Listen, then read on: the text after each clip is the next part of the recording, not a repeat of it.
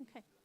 Well, it looks like we have most people who have finished their bidding and come on into our town hall. I want to thank you for staying this morning, either here at church or on YouTube. I'm Kim Zeman, President of the Board of Trustees.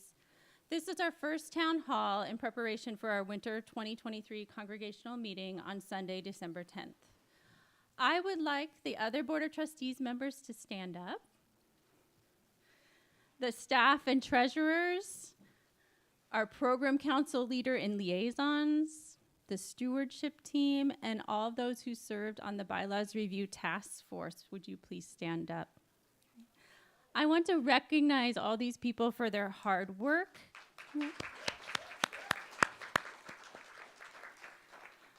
And these are the people who can help answer your questions. There is not one person who knows everything here, and it takes a village to keep this faith community functioning. So if I can't answer a question, please ask one of these wonderful people. And just a reminder, we are imperfect, but here we have open minds and loving hearts. So please keep that in mind and give us your grace as you ask your questions. Can we give these people another round of applause? Thank you so much. Okay. Elle Stratman will now read our opening words while Joe Ellen lights the chalice.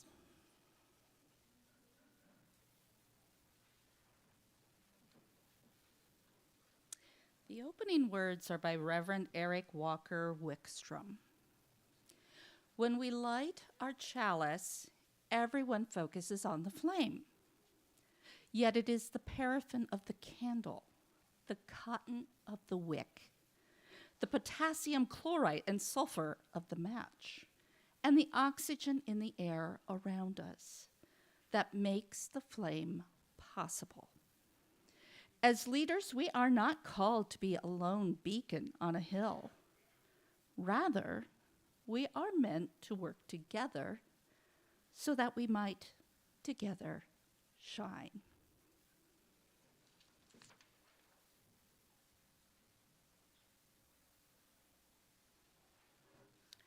Thank you, Ellen Joellen. This meeting is designed to help you understand what will be presented for consideration and vote at the winter 2023 congregational meeting, including candidates for the nominations committee, the minutes from our spring meeting, the bylaws revision, and our budget for 2024. For those of you who are newer to the church, we hold two congregational meetings per year, one in May and one in December. At these meetings, members of the Unitarian Church of Lincoln exercise our democratic process. So this town hall is designed to give you the space to consider, to ask questions. For those of you watching on YouTube, please put your questions into the live chat and we will do our best to answer them. There's a little bit of delay between your typing and our reading. For those of you in the sanctuary, please raise your hand and one of our volunteers will bring a microphone to you, or I will repeat the question so it is heard by all. The Board of Trustees members and the Program Council leaders were called to serve by the Nominations Committee. Elle Stratman will now share more information about the Nominations Committee and the candidates we'll be voting on at the winter congregational meeting.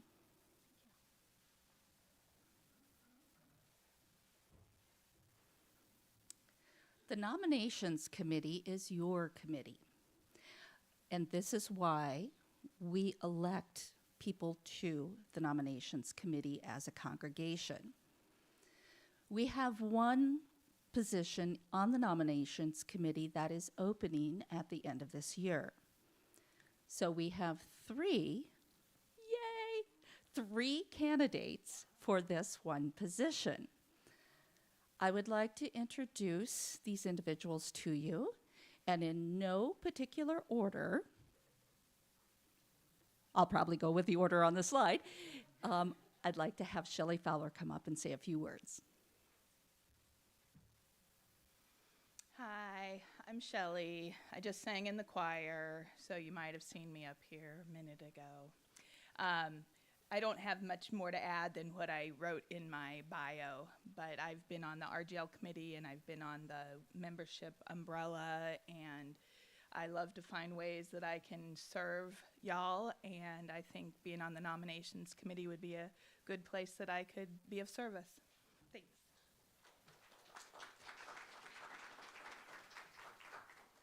Thank you, Shelley. The next one is Joanne Lanning. Joanne, would you come up?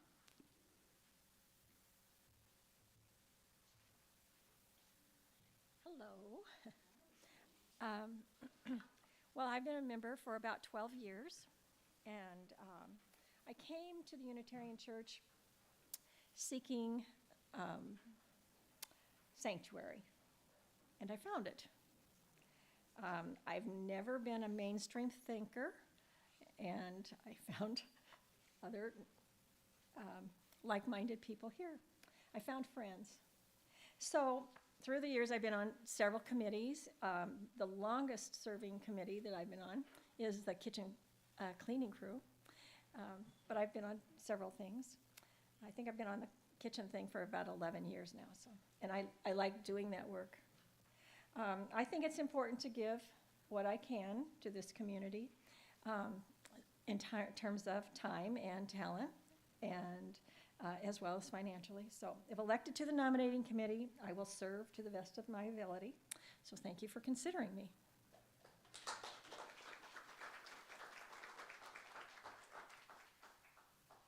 And our third candidate is Diane Richards. And is Diane here?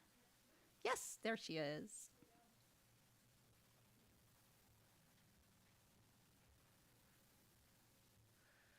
Hi, I'm usually to be found hiding out in the AV corner.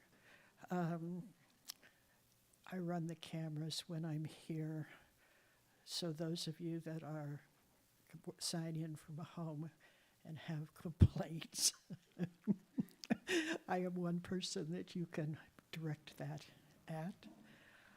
I have been part of the UU Church since I moved back to Lincoln in 2010. I joined finally in 2014. I've been part of the women's book group for, well, really ever since I came back, and I have managed so far to avoid committee work. How? That's because my day job back in the day was as an academic, and those of you that were academics know how many meetings you attend. I retired feeling like I could never face another meeting. However, it's been a number of years, so I'm feeling a little better about the whole thing. Also, the nominating committee is not an ongoing committee. It doesn't meet forever. So anyway, if you elect me to the nominating committee, I will be happy to serve.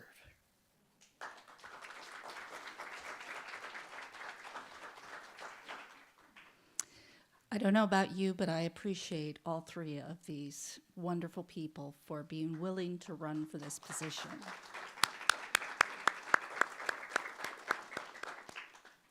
As a quick note, for those of you who may not be aware of what the nominating committee does, we reach out to people who may have the skills or talents or just the wherewithal to be considered for the Board of Trustees or for the nominations committee, also for the program council chair.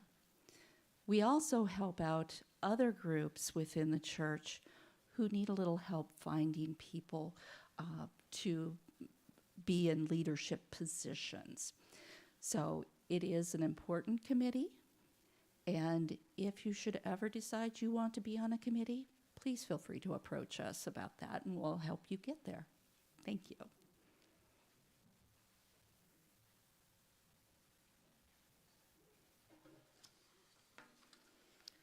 Right, thank you so much, Elle, and to everybody running for the nominations committee. One of the board's priorities is to get more people involved and engaged in every area of our church, and the nominations committee has played a crucial role in developing leaders in our church. So many thanks to the nominations committee who have worked so hard to find candidates to leadership positions in our church. And thank you to all the wonderful candidates. We have such a talented selection of people volunteering to serve our church, and every one of our candidates has our gratitude for being willing to do the work. So if you could please give those candidates another round of applause. Are there any questions about the nominees for this committee or the work that they do? Molly Pezant is the one who is currently going off of the committee, and the other members are Elle Stratman, Judy Hart, Arden Hill, and Emily Chatille. Thank you.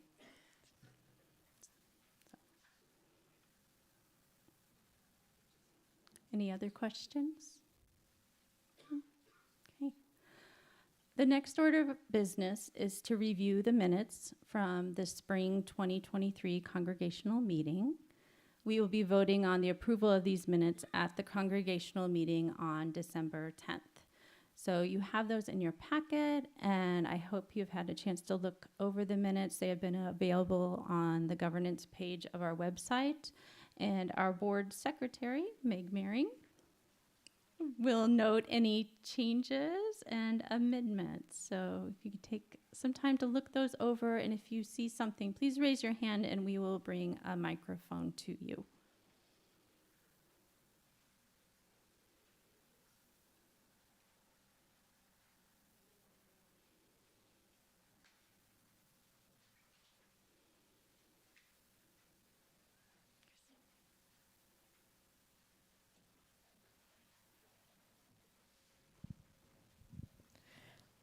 On the first page, I think tankless is a single word. It's teeny tiny. Tankless. Is that about the water heater? Yes. So on the first page there.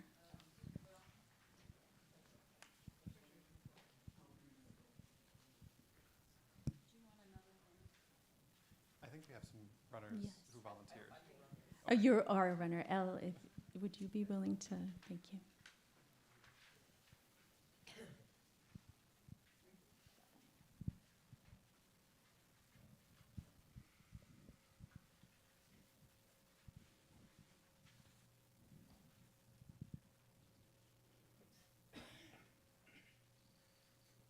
Is there anything in the live chat?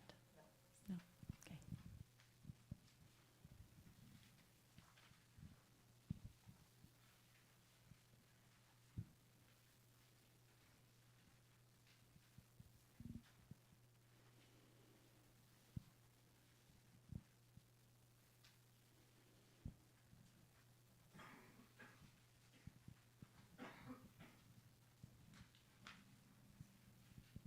Christine?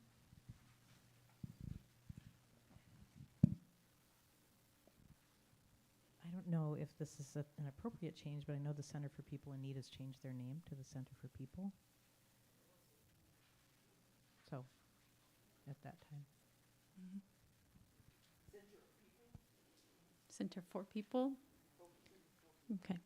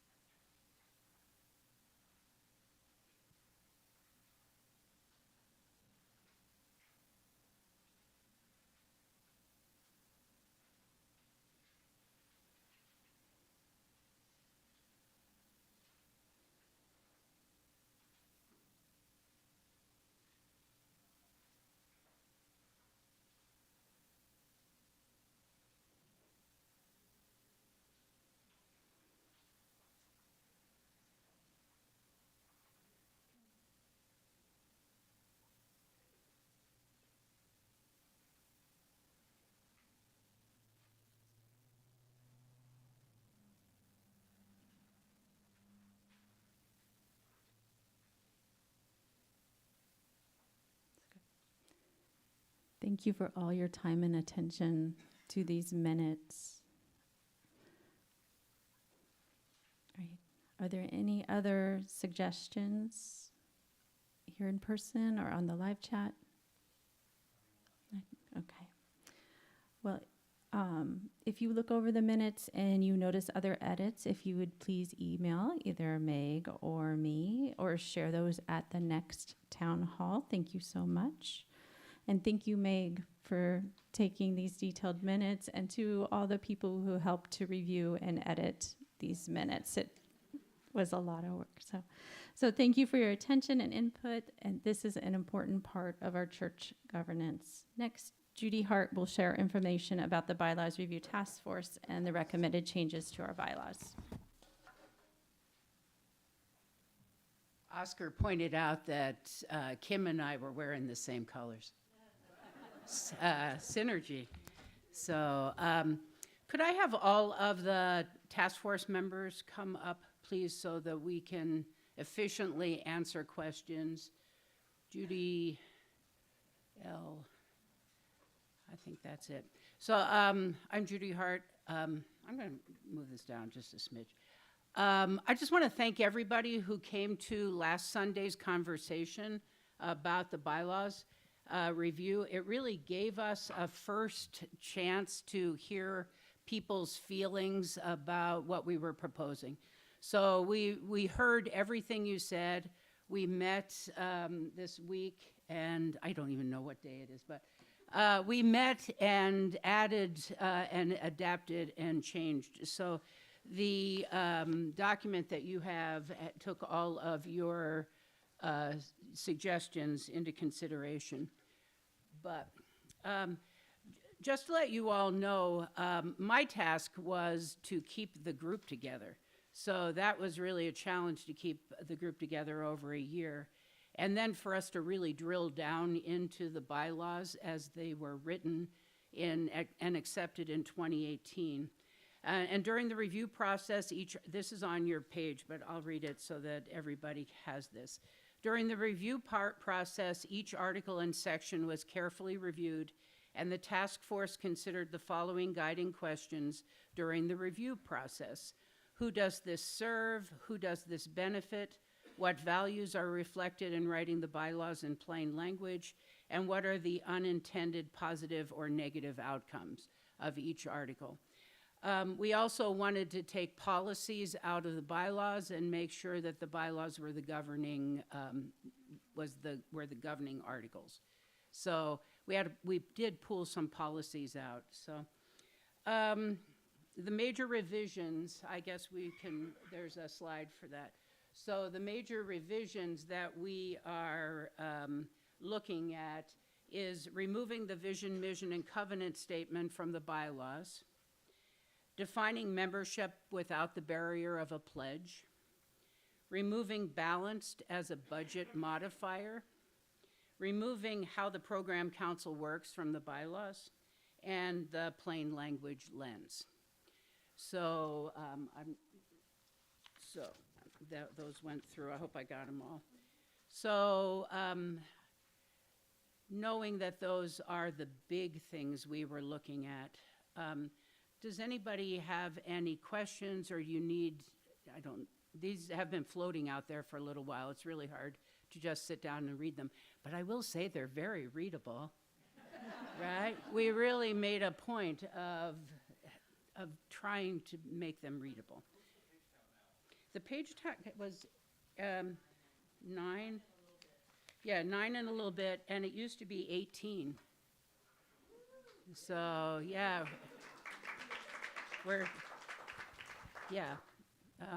Evelyn.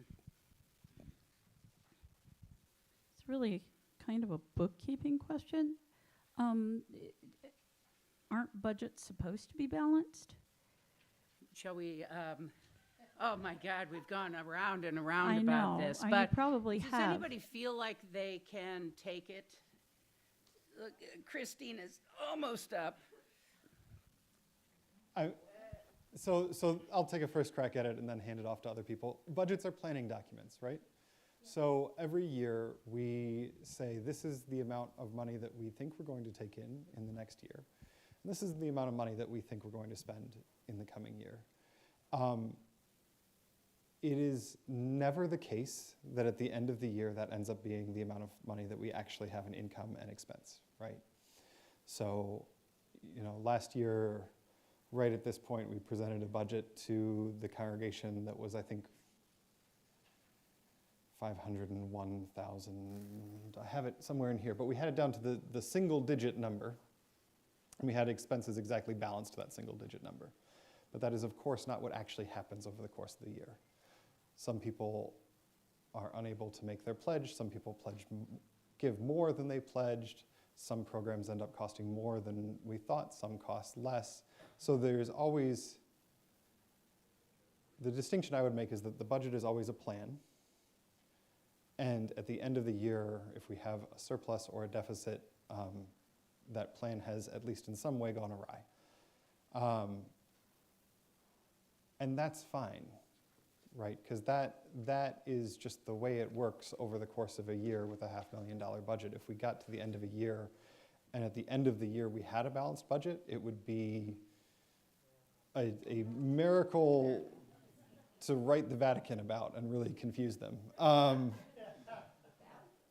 So I think that's my first crack, is that it's a planning document. And so what this removes is us having to spend that last 5 hours getting the numbers to match up to the $1 amount, which is how we've interpreted it the last couple of years, when we know that that's not going to be the case at the end of the year. So the budget, for instance, that you're looking at today, there's about, I think it ended up being $500 more in projected income than projected expenses.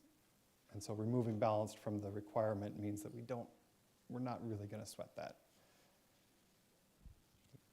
Looks like Jean has a question here.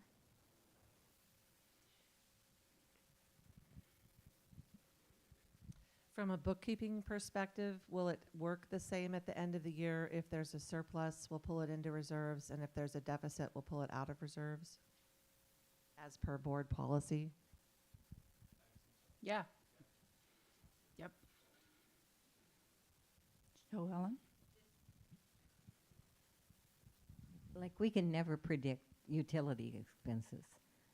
That's a classic example.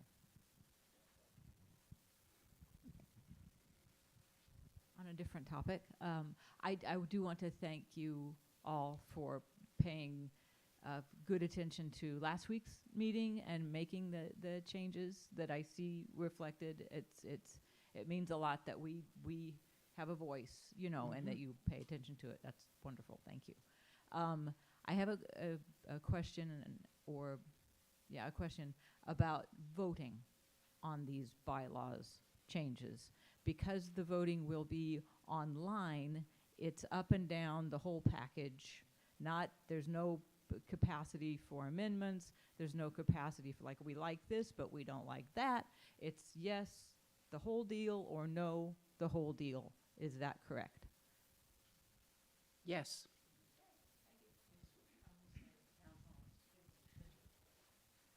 It's one of the things I think that makes these town halls so important, so that by the time we come to a vote, we have had opportunities to give that input and make those revisions beforehand.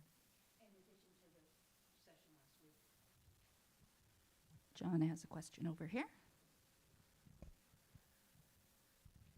I just wonder if someone can take a minute or two to review why we're moving the covenant, et cetera, to a different place, and question, does that make them less important than putting them in this central document? John, I think it makes them more important because they're fluid and they can be changed as we need them to be changed. If they're in the bylaws, we have to amend the bylaws to alter the vision, mission, and covenant. And we actually have a team right now from the board of directors who is working on the vision, mission, and covenant right now. But they're meeting they're mostly meeting in the spring. So just to facilitate, and it seems like a strategy. It seems like vision, mission, and covenant should be in a strategic plan or a policy booklet. Does that answer it? And anybody jump in, please? Does that answer the question, John? Okay. If it comes to you that it doesn't answer, just put your hand up again as we go. Good question. There are also theological statements, right? Like the vision, mission, and covenant are really big questions about how we relate to each other and how we relate to the source of meaning and how we relate this church to that. It is a unusual quirk of Unitarian Universalist associations to put that theological work in bylaws. And so it does allow for some more clarity that the bylaws really are a governance document. And the vision of the church is not really a governance thing, it's a theological thing. The other thing I'll say is I think we're planning on focusing the December 10th worship service before the congregational meeting on a conversation between the folks who have been working on mission and vision. And so we're going to have that in a more conversational format about what we're dreaming up.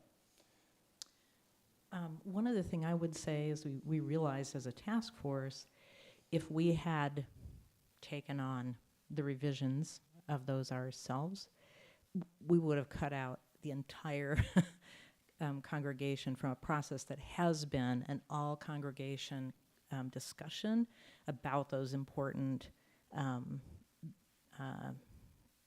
what do we call them? Theological questions. So it was sort of like, okay, we have to make a decision here. We want to enable that congregational work, and we also are obligated to do the bylaws. It makes sense to separate them for that reason as well.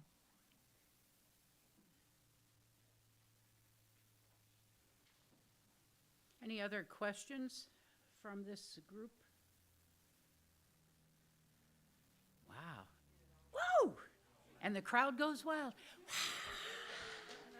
Wow. I have one last thing I want to note is that Article 13 requires a 2/3 vote to change the bylaws. So we need to keep that in mind for the meeting. If we don't get 2/3 positive votes, we start again. So. And Harry has a question.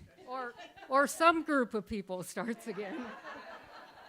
So I agree that the attending these town halls is very important, and many people don't, and they miss out. They come with questions on the congregational meeting date.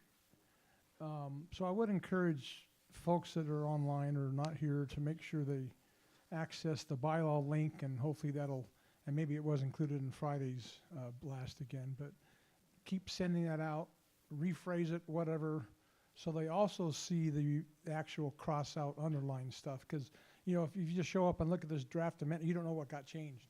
So you don't have any reference point. So somehow, whether it's scrolled through on the screen on that congregational meeting date, or obviously you don't want to kill 5 more trees for printing out that many more pages. But anyway. Yeah, the link to that document has been in the last 2 e-blasts, so you can see the redacted version. So make sure you look at that, because that really is a good document to look at. Kathy, did you? I read it and thus answered my own question. All right, thank you so much, Judy, and everyone who has served on the Bylaws Review Task Force.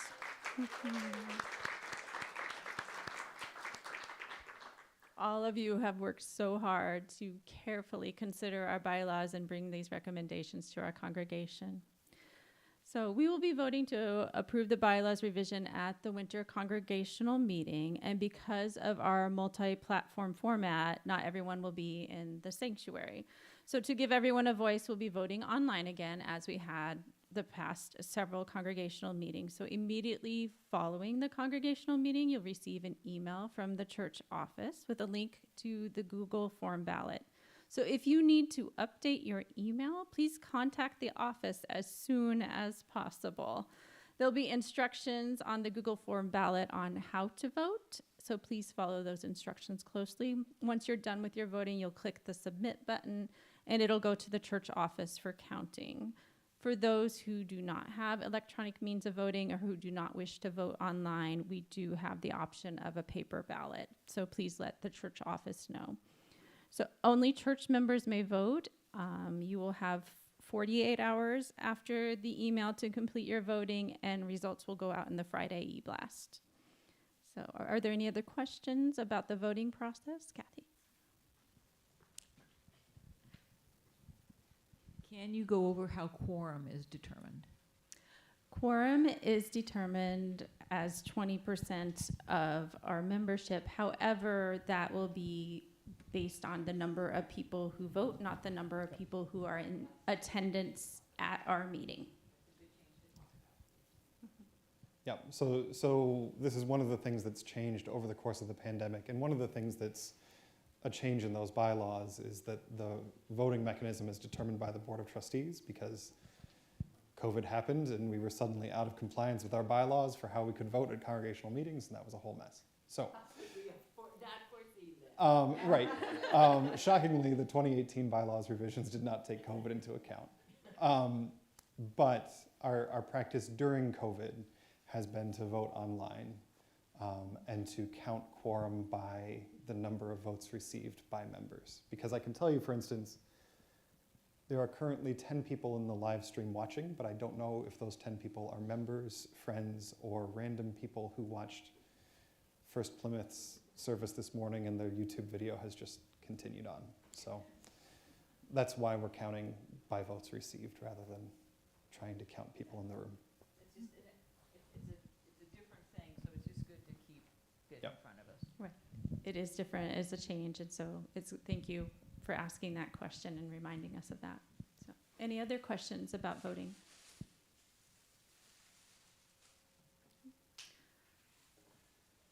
Next, our treasurer, Jason Slaughter, is going to share some information about the finances.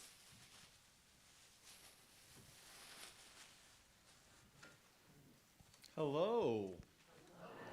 Hi. Well, we're coming to the year end of 2023. It's exciting. So today I'd like to tell you where we stand in our finances for 2023 here at the Unitarian Church of Lincoln. The one word I would tell our community is I'm going to describe it as stable. We are coming out of a turbulent time of pandemic and how it's affected how we run our church financially. I can report that we are still a church that is debt-free, and we pay our bills on time. At least we try our, that's on me. So this may seem like just a basic thing to do for a church, but we do stand out as being stable in this aspect compared to other churches. You know, there are other Unitarian churches in the Midwest that are not in the same boat as we are. There are churches that are in debt and are not as stable in their financial streams as compared to us. So if we talk about income, as of November 6th, we are 85% of the way through the year, and we are about 87% of the budget of income, which is great. Pledges have been steady, and our income has been expected throughout the year. Expenses. Now again, throughout this year, we're 85% through it, and we are 85.3% of the budget for expenses. So that says a tremendous amount on how we are paying for things and what our expenses are. We're doing a great job of this as a church, and we are not overspending what we have planned. This takes a lot of work and awareness to make sure we are living within our means. So thank you so much for everyone for doing that work. So that is my treasury report for 2023. I'll have some more information come the congregational meeting. I said it again, didn't I? Our church's meeting. I said it right? Yes. They've been getting at me because I've been saying congressional, I think I said it. So we are not the House of, I do my best. So we're going, any questions about 2023 so far, where we're at? By the way, I do monthly financial treasury reports every month for the Board of Trustees, which are always available if you ever want to take a look each month where we're at. So Feel free to look at them. I'm happy to share them. It's not hidden. I'm very transparent when it comes to that. So thank you so much. On to budget. Now, before we begin the budget, in your package, a lot of you don't have budget. We'll have budget on the slides up here as we go through if we have questions, but I have a limited amount of supplies of paper budgets. If you'd like to have a budget today, please raise your hand and I'll come out and give it to you. Thank you, Jason. You want paper?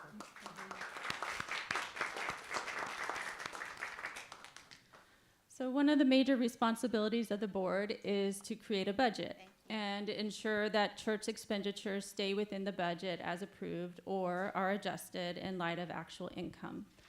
We base the budget on the results of our annual giving campaign and other income. So I want to thank the stewardship team for their work this year on our pledge drive, and thank you to all of you who have pledged. Our annual giving campaign this fall resulted in a greater number of pledges and a higher amount of money pledged than in the past several years. However, our income is down from past years. So our total projected income for 2024 is around $466,000.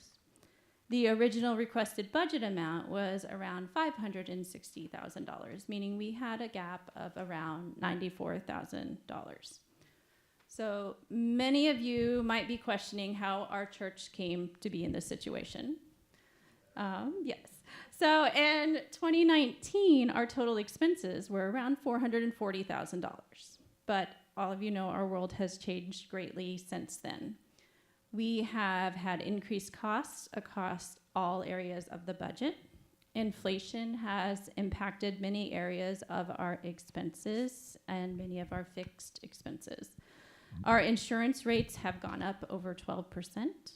When we have made a commitment to pay our staff and minister at the UUA recommended midpoint, and those rates have increased.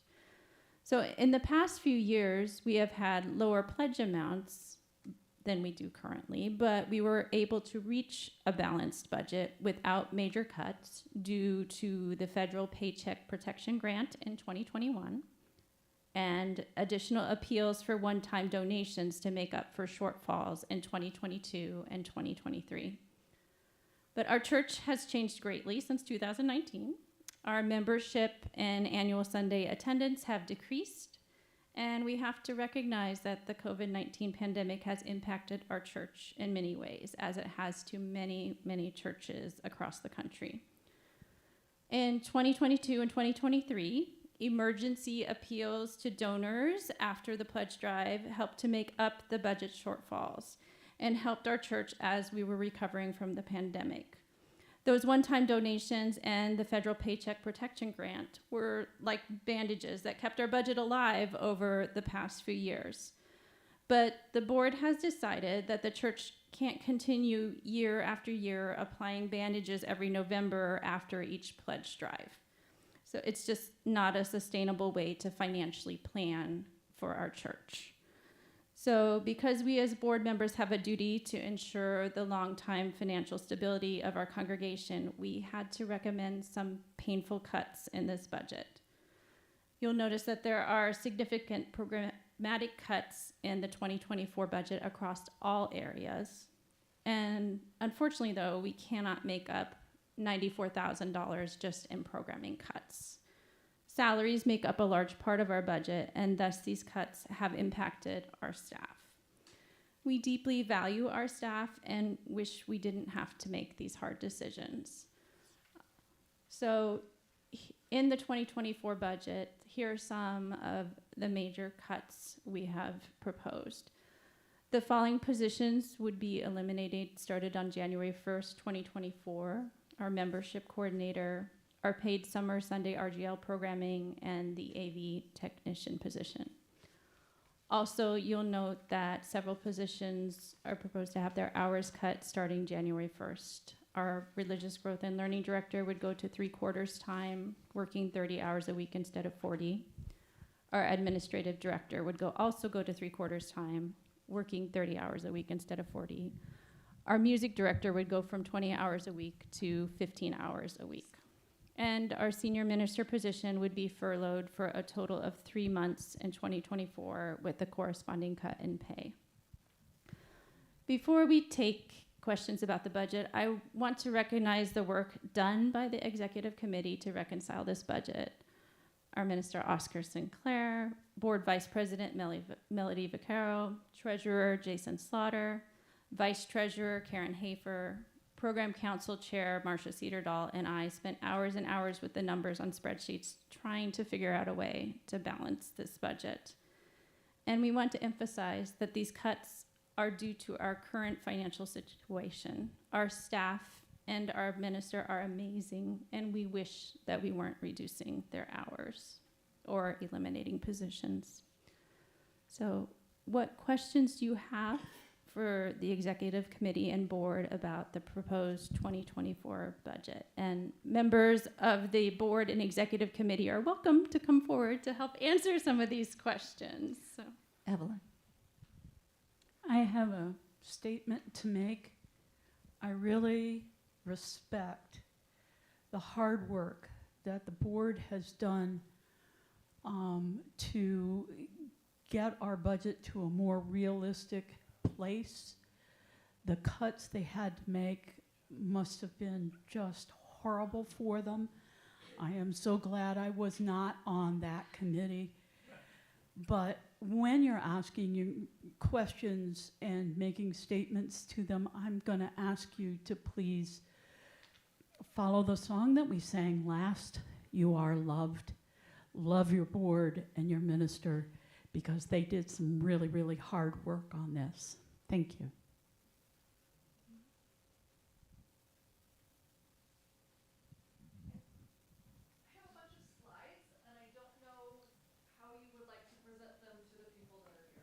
I think, go ahead. I think those slides are actually the breakdown of the budget, and they're there in case we need to reference a particular line, but we don't need to go through all of them in order. So let's go to those slides. If we need to, we'll call out what number line it is as needed. John has a question. Thank you. Also, thank you to the folks who did this very difficult work. I feel shocked that we're having to cut staff in this way. It ain't right. I don't know that there's a choice, but it still ain't right. And I wonder, there's other churches actually reach out actively for new members. And many UUs, not all, seem to be allergic to this. It's almost as if we're ashamed of who we are, and we assume that people, nobody will want to come here.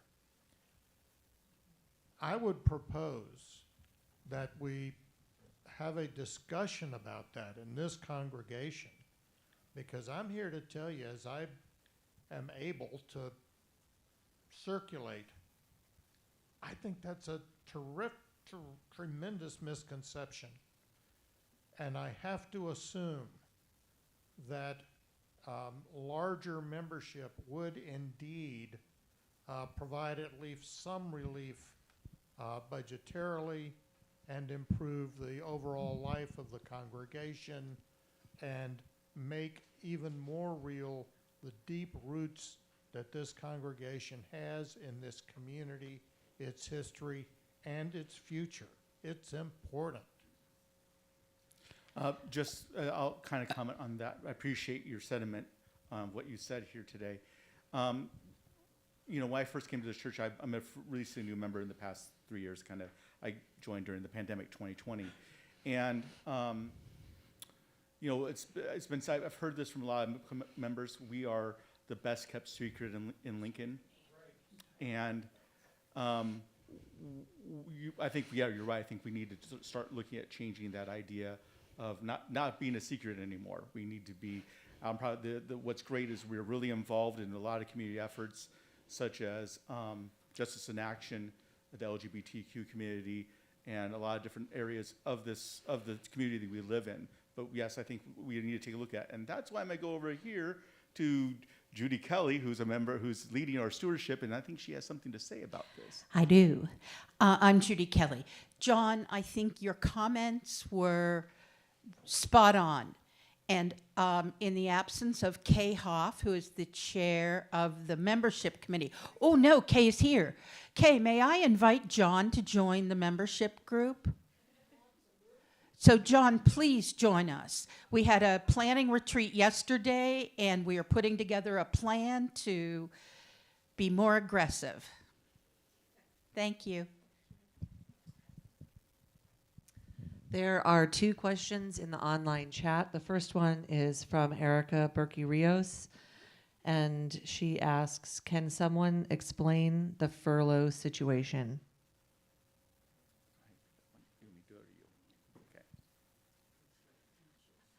So, as minister, it would be very hard to cut your hours to 3/4 time. You know, I mean, Oscar obviously works more than 40 hours a week anyways, and to make that work for our congregation, it would be very difficult for him to truly cut his hours down to 30 hours a week.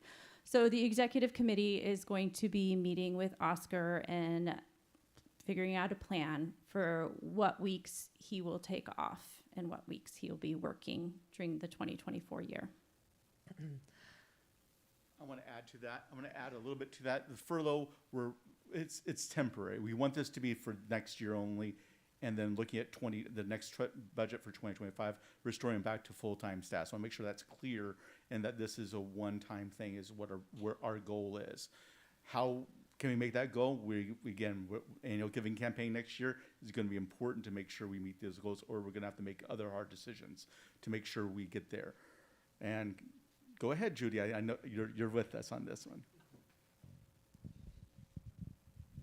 And the stewardship ministry team is going to be looking at other ways for us to generate revenue in addition to pledges. And whether that's more fundraisers, I don't know if you have seen on your budget that the goal for next year for the auction is $20,000. So that's probably going to be a spring and fall auction again. Are there other kinds of fundraisers we can do? Are there grants that we can ask for? So the stewardship ministry team is going to be doing that with great passion and determination. Jean, was there another question online? The second question is from Amy Miller, and she asks, what is the total dollar amount needed to avoid the cuts to staff time? Let me talk to the furlough while maybe somebody does the math on that second question. I want to echo what Kim said about why a furlough.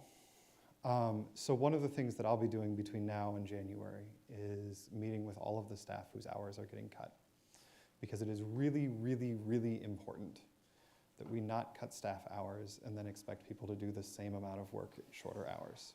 So for particularly our 3 director positions, we're going to be looking at their job descriptions and saying, okay, what are components of this that can come out, what goes into membership, hopefully with John now on membership as well. The position that I hold is a little bit different because I don't have a job description. I have a letter of call with the congregation, which is a lot harder to change, among other things.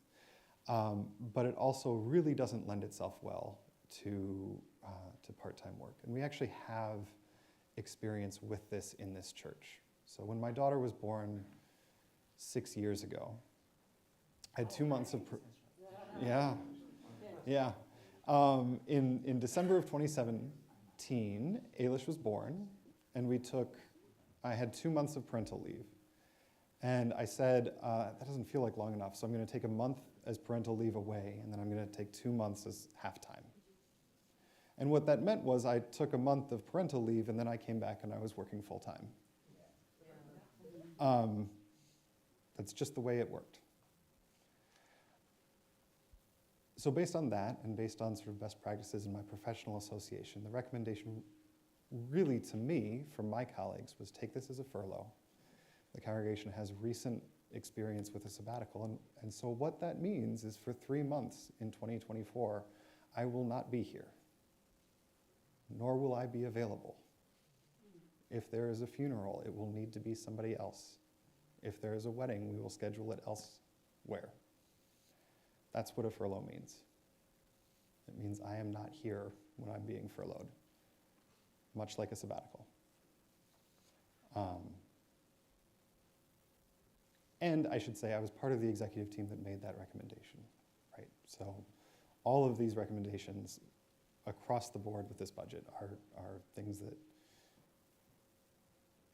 that we reached consensus on, and I fully support. Like there should be no confusion on this, that we are speaking with one voice as to why this is necessary and why this moves the congregation forward. As far as the actual math, I've been doing it in my head, but it's It's more complicated than just salary. Jason is adding that up right now, but there's also other things to consider besides just salary when you're adding up those totals. So he's working on that. I know purely salary, it's over 500, or it's over 50,000. Over $50,000 for salary. So Jason, you have. Just for the cuts in salary alone, 56,240 for Oscar, for Chelsea, for Bob, and for Jean is what I've got listed. I did not add in the members, the things that we're recommending for cutting the staff members, but just for those four is 56,240. Amy Miller writes in the chat, just to clarify, during a furlough, there is no pay, so it is not time off or a fun vacation. That is also correct. Correct.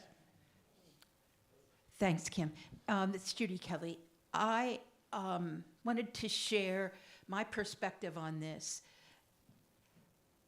We have been living beyond our means for the last 3+ years.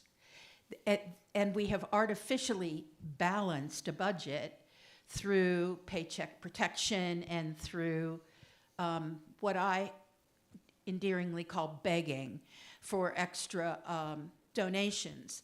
And that's not sustainable. So that's one of the reasons why I think that the board and Oscar should be really complimented. And we should be very grateful to them to make a tough decision to make us address reality. Harry? Yeah, Harry Hafer.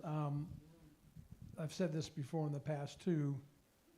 You know, we've had a pretty good rental thing going on with the Blue school Stem, program. yes. Thank you. Back here for several years. They will not be here next year. I understand there'll be a smaller group renting at a lesser amount. So there's that amount to consider that we're short or will be short next year, whatever that difference is going to be. Without that rental that we've had, our budgets in the last several years would have been even worse. And again, how do we make that up? You know, more membership would be great. There's been decades of talk about that as well. How do we expand membership? But just as a heads up, that it'd be great if we had enough money just from pledges to make our budget, and rental income would be gravy to do special projects and great things that we all espouse that we wish we could do. But just wanted to point that out about the future budget potentially. So. Right, and that's in our budget, that's already calculated in there. The Montessori school that has been renting our building, Blue Stem, will be moving to a different space that can accommodate their growth after this school year, but we do have a preschool program who will be renting, but fewer rooms, so the rental income will be down. The total difference in our budget is $2,000 less. So in 2023, we budgeted $24,000 as rental income. In 2024, we're budgeting $22,000. So yes, it's a drop, but in the context of a $460,000 budget, it's a drop of $2,000. Heather, can someone get her a microphone? Thank you. I'm concerned about how we support you with like health insurance and that sort of thing while you're on furlough. That's a really good question. I am, sorry to spring this on the executive committee. I'm actually meeting with a, what's called a good officer from the Ministers Association tomorrow to make sure that we get our T's crossed and I's dotted on that. Like there's a lot of technical things like health insurance that we've got 6 weeks to figure out how to do it right. I don't want to lose my health insurance either, so we'll get that one right.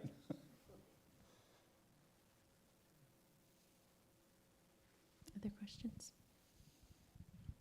Just a general question. I mean, the reality of it is everybody's salary is going to be cut. Everybody has a family to take care of. What are the long-term provisions for replacing staff after, you know, they find a position maybe at some other church?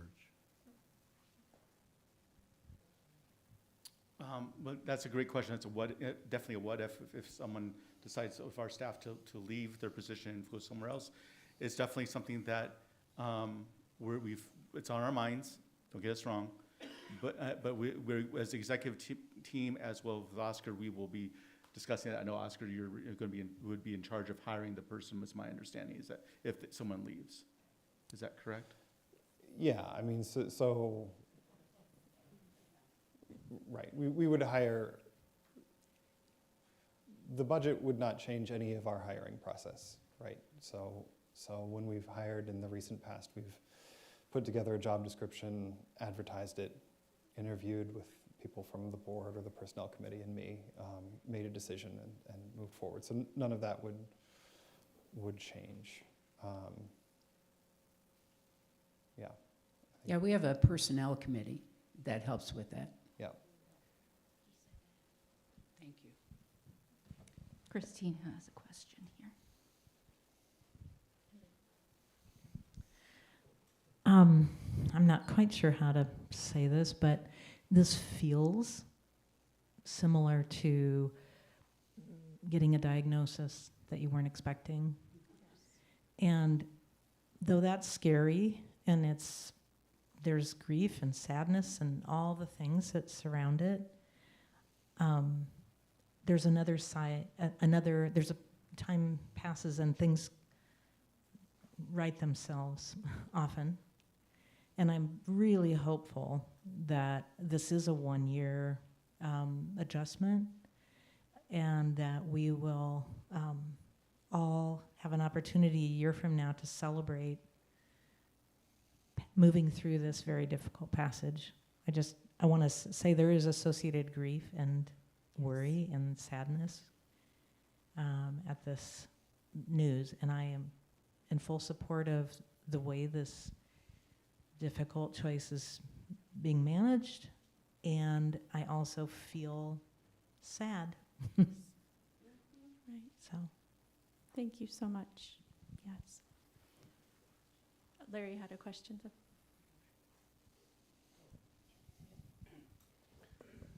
I was curious to know if these staff hour cuts are perceived as a permanent thing and that the positions will be adjusted to those new hours, or is this something that we would anticipate going back to a standard full-time consideration in the future hopefully as our income improves?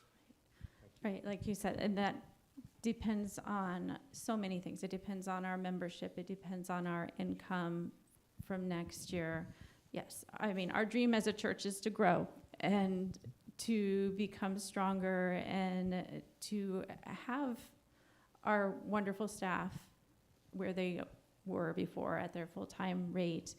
But again, like you said, that depends on our income for the church year. Yeah, like John said, membership is tied into this. We've talked so much as a board this past year on how interlinked and interwoven all of this is. Membership and stewardship and our budget, all those things are so connected. And so as a board, we have been discussing and planning and talking about all those things. Oh, I want to add something on that. So what Oscar said earlier, there are going to be discussions on of the staff members, what things they're going to come off their plate for their, going down to 3/4 time. What that also means is that we have, in our recent annual giving campaign, a lot of people talk about volunteering and using the time of their talents. So we will be very transparent of what needs to be done for volunteers of our community to come in and do some of the things that the staff is no longer going to be doing. So we want people to be aware of that list that's probably going to come out here real soon of what needs to continue needing help with to get things done at this church. We have Judy Kelly, I think, do you have a microphone? Because I think Kathy has it. How much was it? 67,000 hours? 6,700 hours of people. I wish it was 67,000, but 6,700 hours of that everybody put in their pledge forms to come and volunteer and be a part of this church. We are going to be engaging you and asking you to live up to those pledges, because with these changes, we're going to need to step up and to be a part of the church, and everyone's going to be looking to be involved in that. So just kind of let you know, we're going to be looking at the things that the staff is no longer going to be doing, so that we as a church can step up to help get those stuff done. Okay, I don't have a budget, and I might be able to answer this myself, but y'all know stuff. One of the board's priorities is to raise staff salaries to the mid-range. And hours have been cut, yes, but how close would the staff be to mid-range, even with given those cut hours, if that question makes any sense? It's like, did we raise the staff salaries to mid-range and then cut their hours by a quarter, or did we Yes. not, and how close did we get if we did not? Yes. The We first thing you said. did, yes, we did raise all staff salaries to the UUA recommended midpoint. Okay. And then the numbers in the budget reflect their pay at midpoint, but with their hours cut. Okay, that's a good thing to talk about as we talk. Thank you. Yep.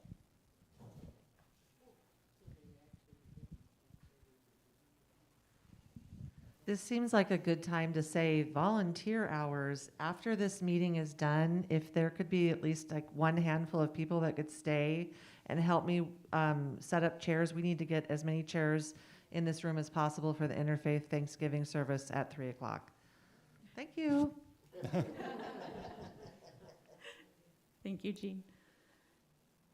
Are there any other questions or comments about budget or anything else we have talked about today? Christine?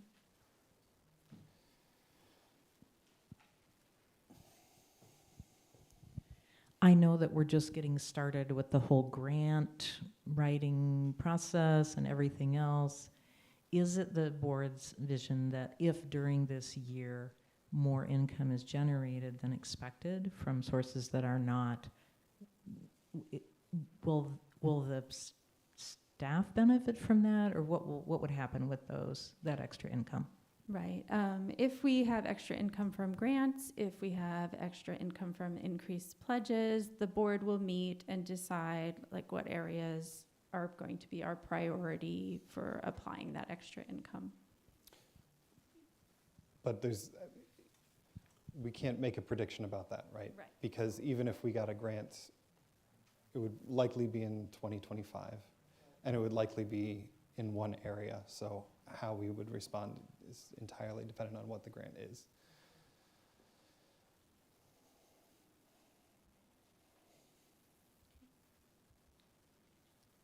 Any other questions about what we've talked about, or is there anything else you're wondering about that we have not addressed today? Or any questions from the live chat? So if you do have a budget, and it's color coded, so if you kind of want to go down to the expenses there for me, the yellow line, so if you take a look at the far yellow is what it was 2021 or 2020, then orange is 2022, purple is 2023, and the blue is there's two lines for expected and then what we cut to what it is. The yellow lines indicate what was cut. So if you do take a look at the budget and take a look at what the color coding means, it helps me understand a little bit too when I go through all the numbers. If you keep going, you can keep going all the way. You will see where cuts were made in the budget. There is a red line there. I want to point that out. That is our financial review line that is once a year. Once So a- once every 3 years, so I apologize. 5 years, 3 years. The bylaws say that we need to do it every 3 years. We were supposed to do it in 2020. Some other stuff came up. We're doing it now. So we're getting it this year, so this upcoming year. So I just want to make sure that people recognize why I coded it red, because it's a one-time thing for this upcoming budget. But that's kind of looking at my color coding to help explain a little bit if you look at the actual budget. So just kind of let you know how I did it. All right, I'm good. Thank you, Jason. Okay.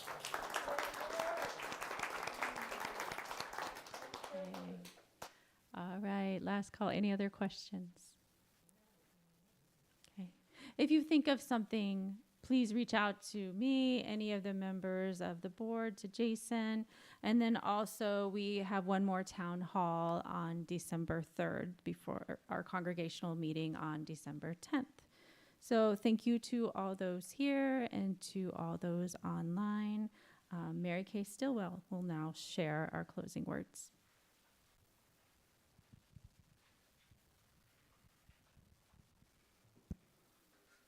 Our closing words today are by Julian Soto. In this community, we hold hope close. We don't always know what comes next, but that cannot dissuade us. We don't always know just what to do, but that will not mean that we're lost in the wilderness. We rely on the certainty beneath, the foundation of our values and ethics. We are the people who return to love like a North Star, and to the truth that we are greater together than we are alone. Our hope does not live in some glimmer of an indistinct future. Rather, we know the way to the world of which we dream, and by covenant and the movement forward of one right action and the next, we know that one day we will arrive home. Thank you.